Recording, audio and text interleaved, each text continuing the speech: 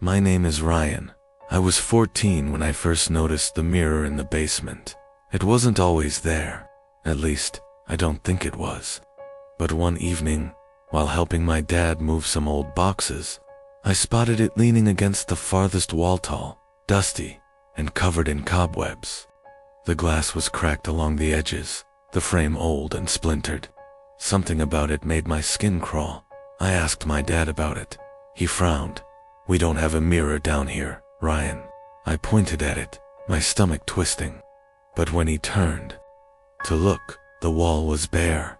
I didn't sleep that night. The next morning, I went back to check. The mirror was there again. I stepped closer, my breath fogging up the glass. My reflection stared back, but something was wrong. The movements weren't quite right, just a fraction too slow.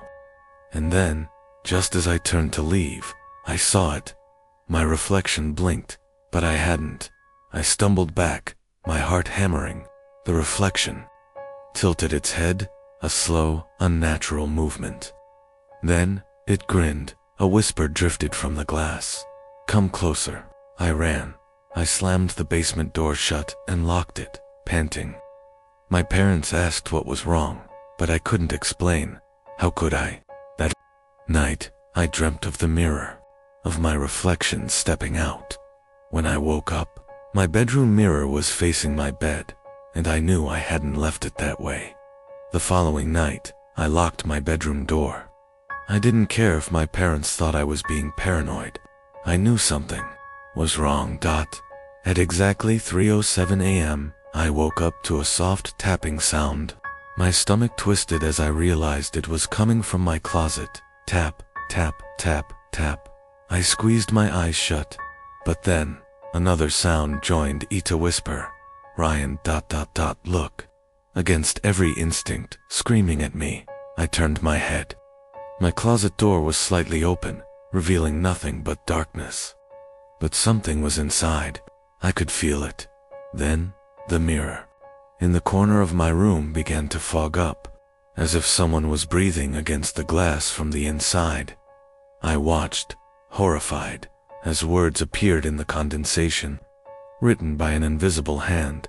"Let me out." I scrambled out of bed, throwing my blankets aside. The second I moved, the closet door creaked open a little wider. A shadow moved inside. I bolted for the hallway, but the door wouldn't budge. I yanked at the handle, my breath coming in frantic gasps. Behind me, the whispering grew louder. The air turned icy. Then, the mirror behind me shattered. I turned just in time to see it. A tall, twisted, and grinning stepped through the broken glass. Its hollow eyes locked onto me, its face an exact copy of mine, but wrong.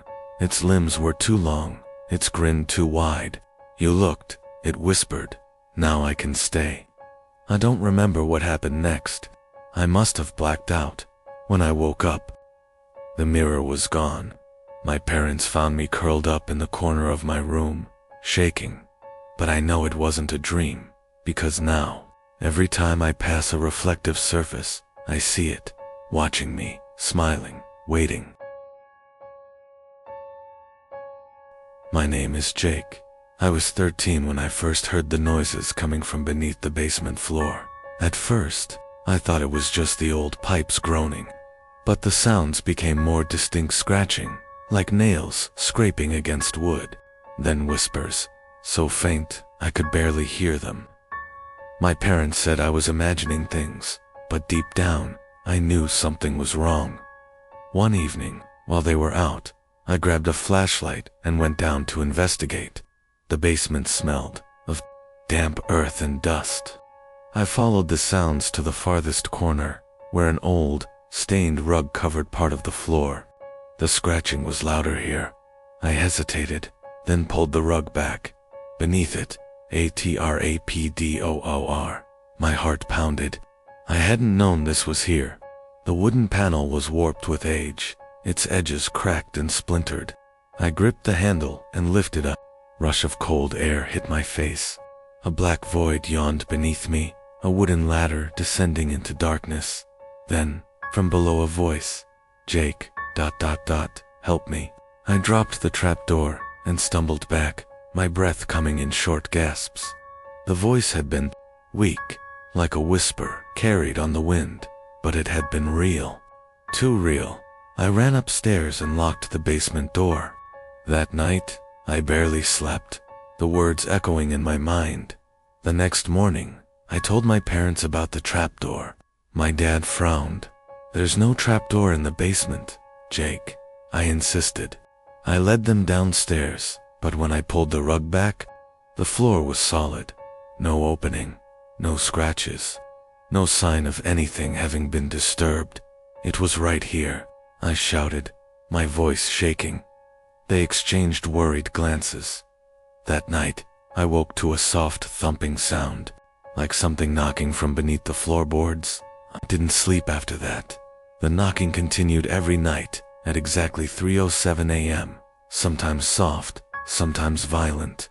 At times, I could swear I heard breathing beneath me. One night I worked up the courage to knock back. The moment my knuckles hit the floor, everything went silent. A cold dread seeped into my bones. Then a reply. 3 knocks. Slow, deliberate. I jumped back, my stomach twisting. My body screamed for me to run, but I couldn't move. A whisper slithered up from the floorboards. "Let me out." I bolted out of my room, panting, and locked myself in the bathroom until sunrise. The next morning, I searched the basement again. This time, I brought a crowbar. My parents were out, so I had the house to myself. If I could prove the trapdoor was real, maybe they'd believe me. I yanked the rug back and felt along the floor. My fingers brushed over something, a seam in the wood. My breath caught. I jammed the crowbar into the crack and pried it open. Dust swirled into the air as the wood groaned, revealing the dark space beneath. The ladder was still there. Swallowing hard, I pointed my flashlight down. The light barely pierced the darkness, but I could make out dirt walls and something moving at the bottom. Then, a face appeared, pale, gaunt, hollow eyes locked onto mine. A hand shot up, gripping the edge of the trapdoor. I screamed and slammed the door shut, shoving the rug back into place. My heart felt like it was going to explode.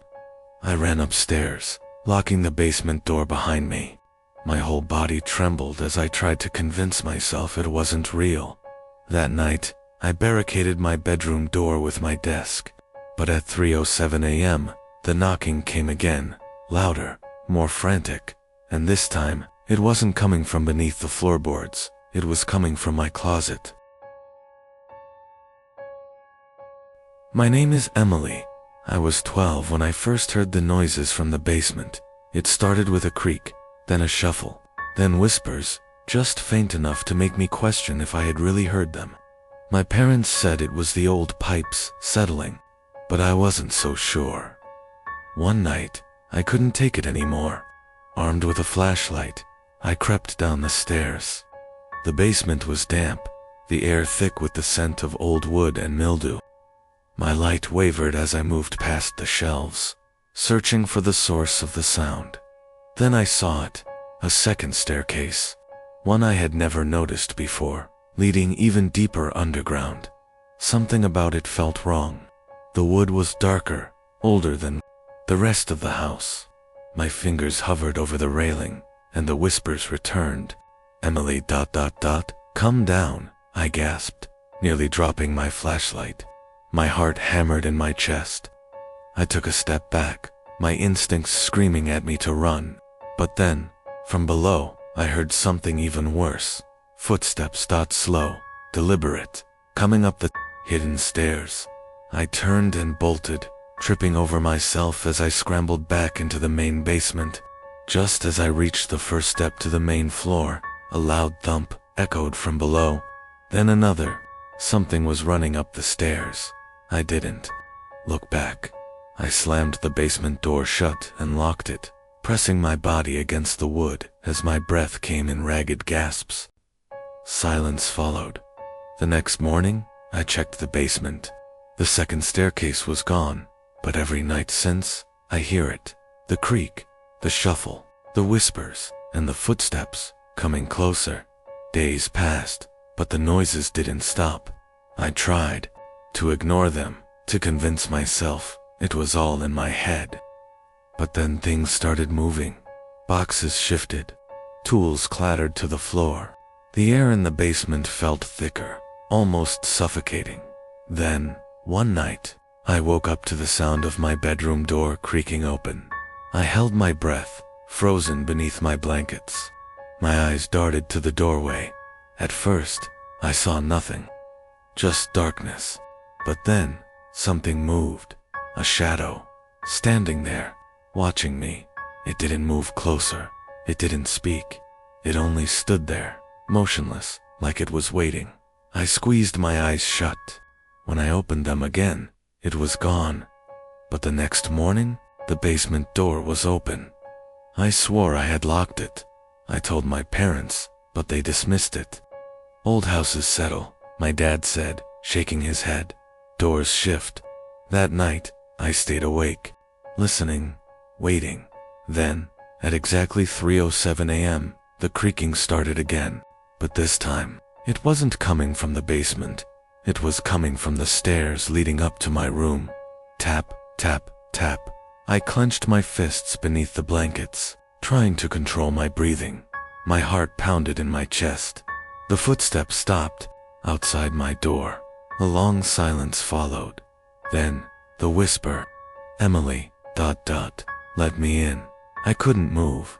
I couldn't scream. My body refused to obey me. Then, the doorknob rattled. I squeezed my eyes shut, praying it would stop, and then, ... nothing. I stayed awake until morning. When I finally gathered the courage to check the door, my blood ran cold.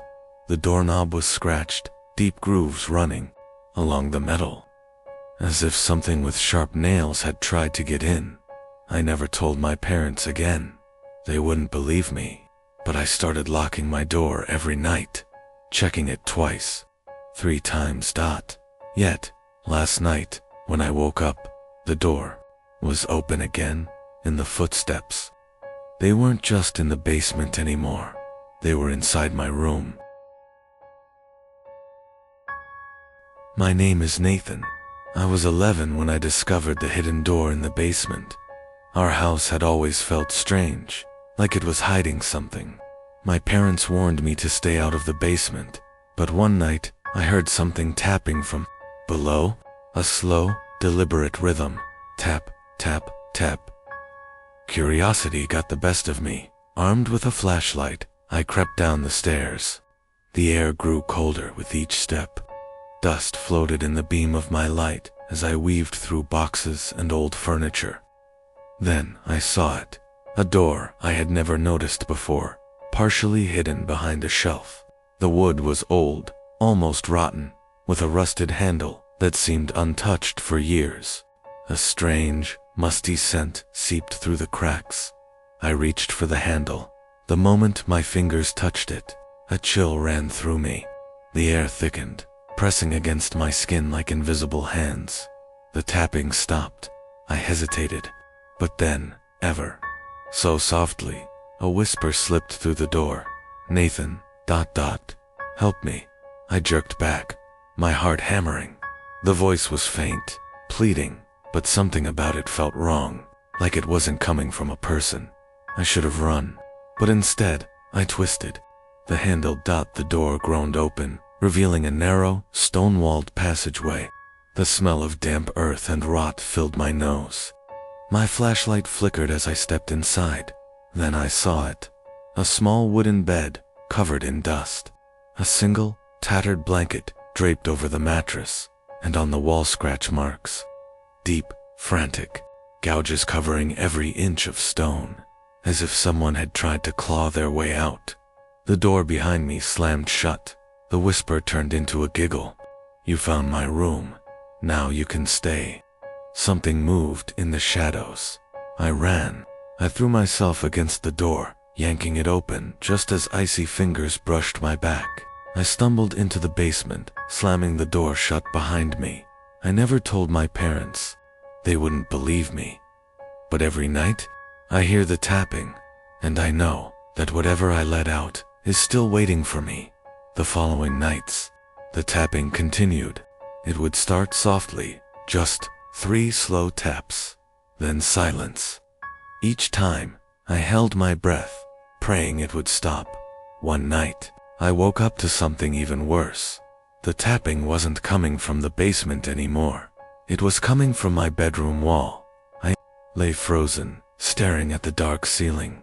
Then, from just beyond the wall, I heard it again. Tap, tap, tap. I scrambled out of bed and pressed my ear against the cold plaster. A faint voice whispered from the other side. "Nathan, open the door." There was no door, not in my room, not on that wall. My breath hitched as I realized something. That wall separated my room from the basement. I didn't sleep for the rest of the night. The next day, I told my dad that I thought something was wrong with the basement. He laughed. "Old houses make noises," he said. "You're imagining things." But that night, I realized IWASN single quotes, because when I woke up again, my closet door was open, and the tapping was coming from inside. My name is Ava. I was 9 when I found the doll in the basement. My parents always told me to stay out of there, but one afternoon, curiosity got the best of me. The basement was dark and musty, filled with forgotten furniture and old boxers. In the center of the room sat a small wooden chair. On it was a doll. Its porcelain face was cracked, its glassy blue eyes slightly uneven. The dress it wore was yellowed and torn. Something about it made my skin crawl. I should have left it alone. Instead, I picked it up. The moment my fingers touched its fragile frame, a deep shiver ran down my spine. The air grew heavy, suffocating. Then, a whisper slithered through the dark, "Put me back." I froze. My heart pounded. I spun around, but I was alone. I dropped the doll and ran upstairs, slamming the basement door behind me. My hand shook as I locked it. I told myself it was my imagination. That night, the whisper returned. "Ava ... You took what was mine." I buried myself under my blankets, squeezing my eyes shut. Then I heard tiny footsteps scurrying across the floor. A small, cold hand brushed against my cheek. I screamed. My mom rushed in, turning on the light. The room was empty, but my closet door was open, and inside, the chair from the basement was waiting, with the doll on top, smiling the next day. I refused to go near the basement. My mom dismissed it as a bad dream, but I knew the truth. That night I locked my bedroom door and shoved my desk against it, just in case. I barely slept, straining to hear any sound at some point. I woke up to the sound of scraping, a slow, deliberate, dragging sound. It stopped outside my door. Then, a faint tapping. Tap, tap, tap, Ava ... Let me in. Tears burned in my eyes. I clutched my pillow, trying not to breathe. The tapping continued, more insistent. Then, something impossible happened. The doorknob twisted. It rattled violently. My desk trembled. Then silence. I waited until dawn before moving. Slowly, I unlocked the door and peered out. My breath caught. The chair was sitting in the hallway. The doll was on top, its head tilted, its cracked lips stretched into a wider grin. I slammed the door shut and knew I had to get rid of it. That afternoon, when my parents went out, I grabbed the doll, stuffed it into a garbage bag, and tossed it into the dumpster. For the first time in days, I felt safe. But that night, I woke to the sound of giggling, high-pitched, childlike, coming from inside my room. I reached for my lamp, but before I could turn it on, something brushed against my leg. I screamed. My lamp flickered on. The doll was sitting at the foot of my bed. Its porcelain hand was raised, pointing at me, and the whisper came again, filling the room like ice. "You can't throw me away, Ava. I belong to you now."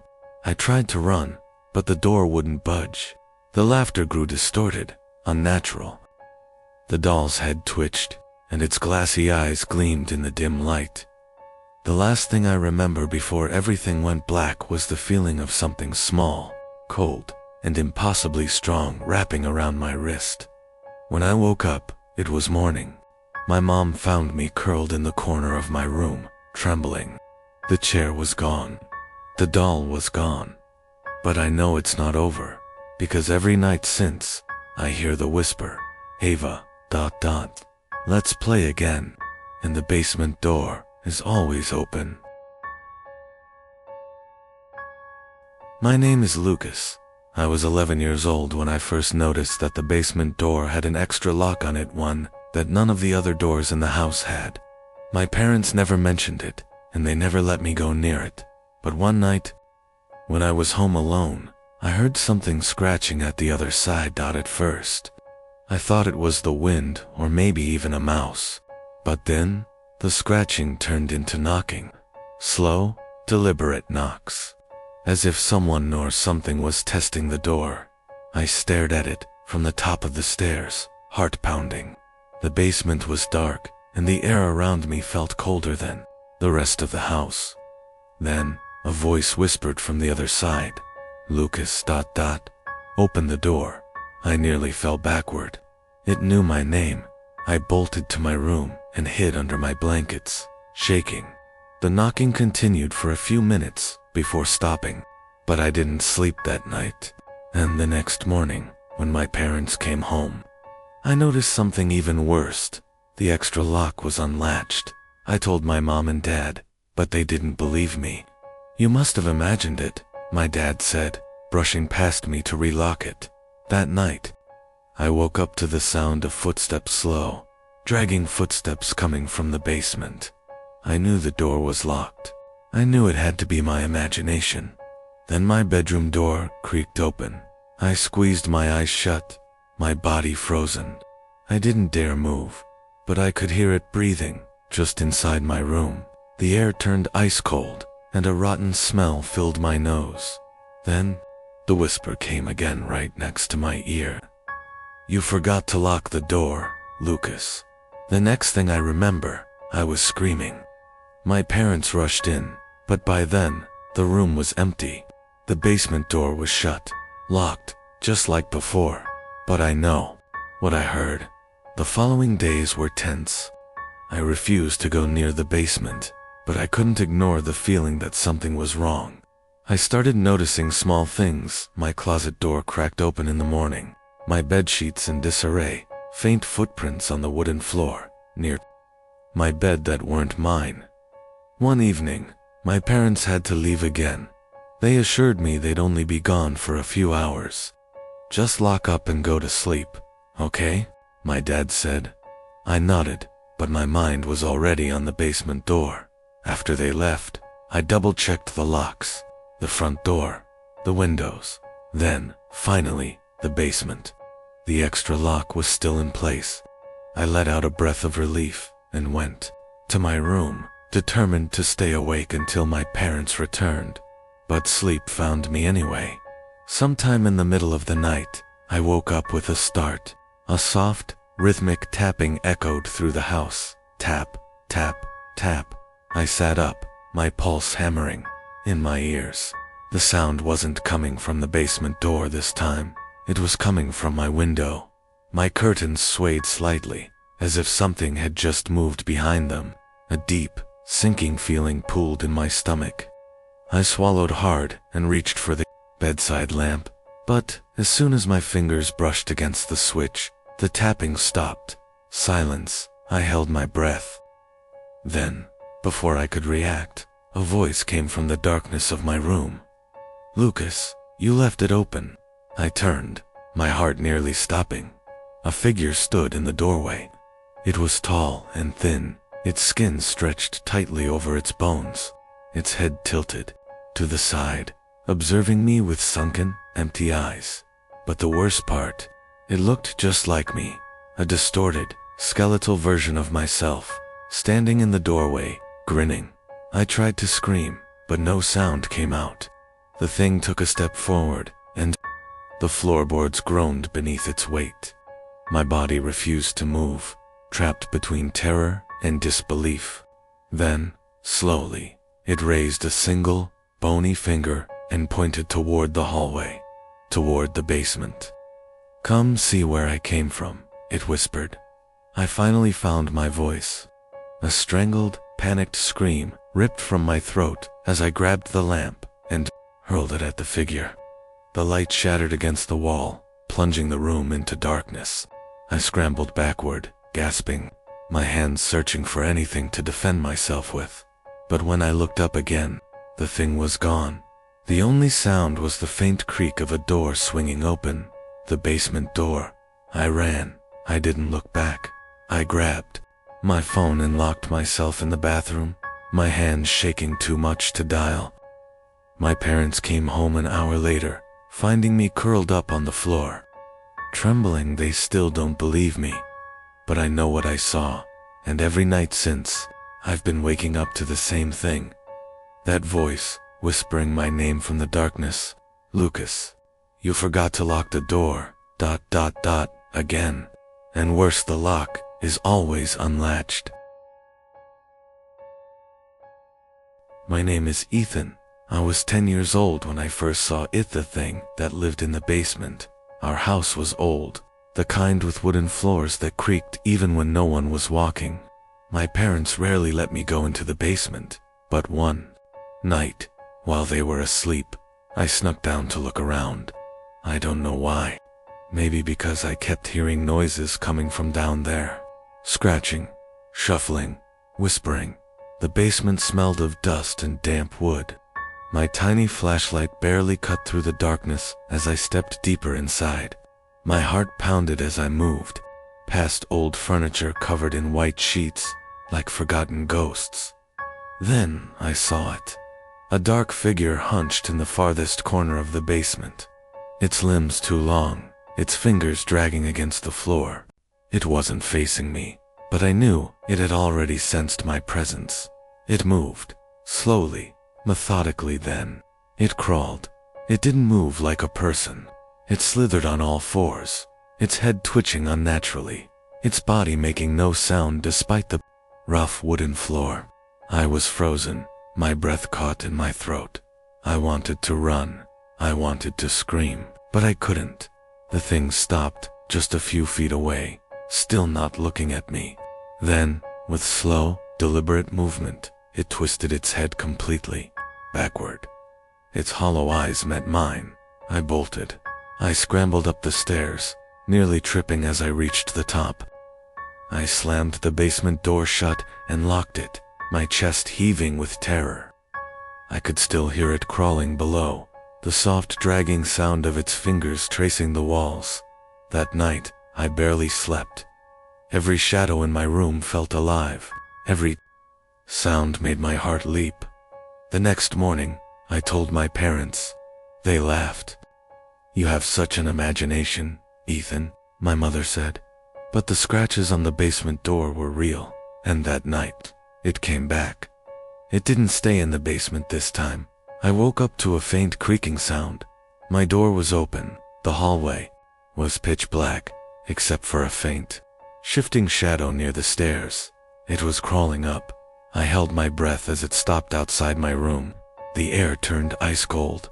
Then, slowly, the door creaked open wider. I didn't see it fully, just the shape of its fingers curling around the edge of my doorframe.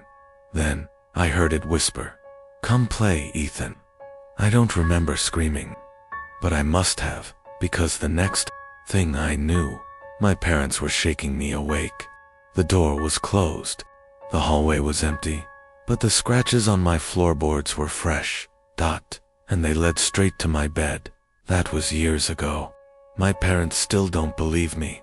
They say I had nightmares, that I imagined the whole thing. But every night, when I close my eyes, I hear it. The soft sound of something crawling in the darkness, just waiting for me to let my guard down, and one day, I know it will reach me. My name is Daniel. I was 13 when I first discovered the hidden door in our basement. My parents never mentioned it, and the heavy wooden planks covering the entrance suggested they wanted to keep it that way. But one night, when they were asleep, I pried them loose.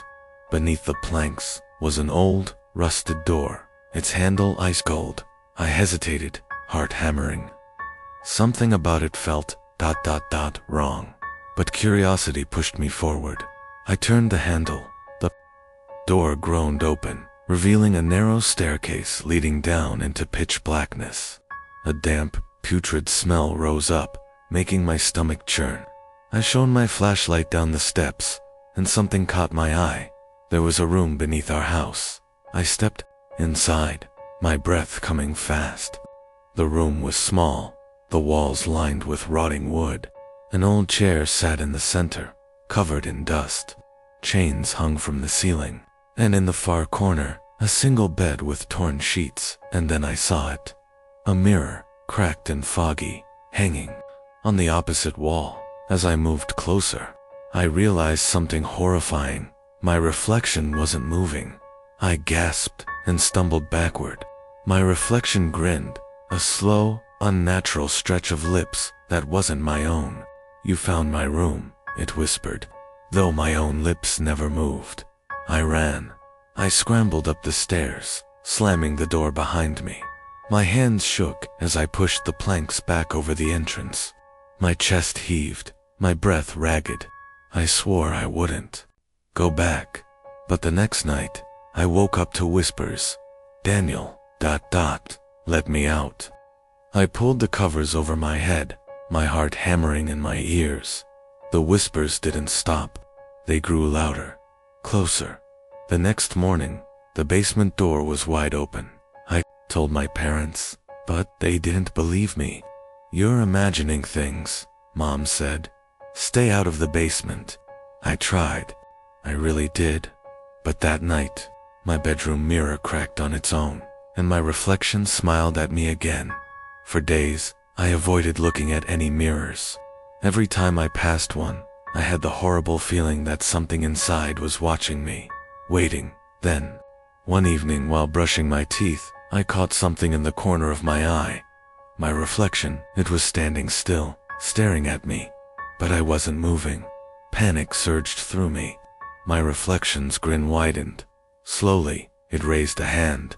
My stomach clenched as I realized I wasn't doing that. I turned away, heart racing, and bolted from my bed. I barely slept, my body curled under the blankets, trying to pretend none of this was happening. By the next morning, I convinced myself it was a dream. I avoided mirrors all day, but when night fell, I heard the whispers again. This time, they weren't coming from the basement. They were coming from my bedroom mirror. I turned slowly, dreading what I would see. My reflection was there, grinning as always. But now, there was something else, someone standing behind me in the glass. A dark, shadowy figure loomed just over my shoulder. Its long fingers stretched toward me. My breath caught in my throat. As I spun around, nothing. My room was empty, but when I looked back at the mirror, the thing was still there. And this time, it wasn't just reaching for me, it was stepping through the glass. I screamed and grabbed the nearest object, a book, and hurled it at the mirror. Glass shattered, shards raining down onto the floor. The figure disappeared. Silence. For a moment, I thought it was over. But then, a deep, rasping voice whispered from the cracks of the broken glass. "Breaking the mirror doesn't break the curse. Now, I'm free." A shadow slithered out from the shattered remains, stretching across my floor. My door slammed shut, on its own. The lights flickered, then went out completely, and in the darkness, I felt it. Cold breath against my ear, a hand gripping my shoulder. "You shouldn't have let me out." The last thing I remember before blacking out was the sound of laughter, low, guttural, and inhuman. When I woke up, the mirror was gone. So was the figure. But every night since, I hear something scratching at the inside of my closet door, and I know, deep down, it's still watching me. My name is Oliver. I was 12 when we moved into the house. At first, Everything seemed normal until I found the trapdoor. It was in the corner of the basement, hidden beneath an old, dust-covered rug. My parents never mentioned it, and when I asked, they just brushed it off. "Don't mess with things that don't concern you," my mother said. Of course, that only made me more curious. One night, after everyone had gone to bed, I sneaked down to the basement with a flashlight. The air was damp, the walls cold to the touch. I pulled back the rug and stared at the trapdoor, heart pounding. It looked ancient, its wooden planks cracked and brittle. I hesitated, then reached for the rusted metal handle and pulled. The trapdoor groaned as it lifted. A putrid smell, damp earth and decay hit me like a punch. I gagged and covered my nose. Below, a set of narrow stone steps disappeared into darkness. A whisper slithered through the air. "Come closer, ... I froze, my breath catching in my throat. The voice was low, distorted, but strangely familiar. It sounded like ... me. The flashlight flickered. My instincts screamed at me to run, but my legs wouldn't move. A shadow shifted at the bottom of the steps. Something was down there, waiting, and then I saw it, a pair of glowing, hollow eyes peering up at me from the darkness. I stumbled back, letting the trapdoor slam shut. My hands trembled as I yanked the rug over it. I ran back to my room and locked the door. My body shook so hard I thought my bones might snap. The next morning, I told my parents. They laughed it off, just like I knew they would. "There's nothing under there," Dad said. "Just the old foundation." But that night, I woke to something scratching at my door. Soft at first, then harder, clawing, scraping. A horrible wet breathing sound filled my room. I turned on my bedside lamp. The noise stopped instantly. I didn't sleep for the rest of the night. The following evening, I heard something moving in the basement. Heavy footsteps pacing beneath my feet. I tried to ignore it, but the sound grew louder, closer. Then the basement door creaked open on its own. I held my breath as a dark, elongated hand curled around the edge of the doorframe. The fingers were too long, the joints bending the wrong way. My blood turned to ice. It stepped forward. The thing looked like me, but its skin was stretched too tightly over its skull. Its mouth was too wide, its grin unnatural. Its hollow eyes gleamed as it whispered in my own voice, "You let me out. Now it's your turn to go down." I screamed. I must have blacked out, because the next thing I knew, I was in my bed. My parents insisted it was just a nightmare, but I know the truth. The trapdoor is still there, under the rug, and every night, I hear the whispers calling me back. My name is Jason. I was 14 when my family moved into that old, creaky house. It had a large, eerie basement that my parents warned me to stay away from. But curiosity is a dangerous thing, especially for a kid like me. One evening while my parents were out, and my little sister was asleep, I heard it for the first time. A whisper. Faint, like someone calling my name from below. "Jason, ... come down, ... I froze. The voice was soft, almost soothing, yet something about it felt wrong. My parents always kept the basement door locked, but that night, it was slightly ajar. A cold draft seeped from the darkness beyond. I stepped closer, my heart pounding. "Hello," I whispered back. The whispering stopped. Silence stretched between me and the darkness below. Then, a slow creak, like footsteps on old wooden stairs. I ran to my room, locked the door, and buried myself under the covers. The next morning, the basement door was shut and locked again. I convinced myself it was just my imagination, but I couldn't shake the feeling that something had been watching me. Days passed without incident. Then, one night, I woke up to find my little sister, Emily, standing at my bedroom door, her face pale.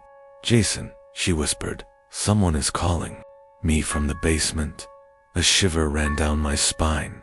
I followed her to the top of the stairs. The basement door was wide open now, revealing only a yawning blackness. I wanted to run, to close the door and forget it ever happened, but Emily took a step forward. No. I grabbed her hand and pulled her back, and then we saw it, long, pale fingers curling around the edge of the doorway, just visible in the dim hallway light. Slowly, something began to emerge from the basement. Something thin, impossibly tall. Its hollow eyes locked onto us. I slammed the door shut and locked it. We ran back to our rooms, waiting for morning. The next day, I told my parents, but they brushed it off. Old houses make noises, Dad said. It's just your imagination. That night, the whispers returned. They weren't calling my name this time. They were laughing. A low, rasping chuckle echoed up the stairs, growing louder, closer. The lock rattled. I didn't sleep at all. A few nights later, Emily started sleepwalking. I found her standing at the basement door, her hand on the knob, eyes wide but unseeing. She mumbled something I couldn't understand, then tried to pull the door open. I dragged her away and locked it, but she fought me with unnatural strength. The next morning, she didn't remember a thing. I started keeping a knife under my pillow. It made me feel safer, though I wasn't sure if it would even help. Every night, the whispers got louder. I could hear something shifting behind the door. One night, I set up my phone to record the basement door while I slept. In the morning, I checked the footage. The door had opened by itself. Something pale and spindly had crawled out, something that didn't belong in this world. I watched in horror as it reached out toward my bedroom door, then suddenly turned its head toward the camera. It knew I was watching. That was 3 days ago. Emily has been acting strange ever since. She stares at me without blinking. She hums to herself, a tune I don't recognize. And last night, I woke up to find her standing at the foot of my bed, smiling. I don't think Emily is my sister anymore, and I don't think I have much time left.